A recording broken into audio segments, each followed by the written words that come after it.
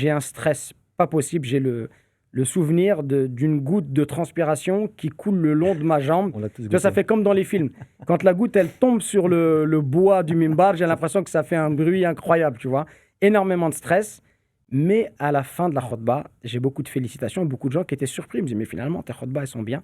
Donc, c'est là que je me lance et je commence à faire des khutbas. Alors, au début, le temps de préparation, Mohamed, c'est du 10 heures, 12 heures de préparation. À l'époque, voilà, l'outil informatique, pas forcément, enfin, je ne l'utilise pas spécialement. Donc, je vais chercher des livres en arabe, je fais des photocopies, je fais du découpage, je colle sur une feuille, je mets les harakat, donc la vocalisation du texte. Comme je ne suis pas assez fort en arabe, je demande à des frères arabophones de m'aider, Mm.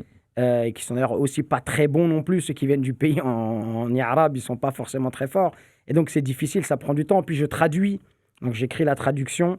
Donc, ça me prend énormément de temps, mais c'est un exercice que j'apprécie Forme. énormément. Et aujourd'hui, encore une fois, le Jumu'ah, c'est vraiment l'exercice de style, l'adoration voilà, pour lequel j'ai un attachement particulier. J'aime énormément la prière du vendredi. Tu as commencé la khutba donc en 2005, en Ouais. juin, pleurer pour Allah, c'est ça? Ouais.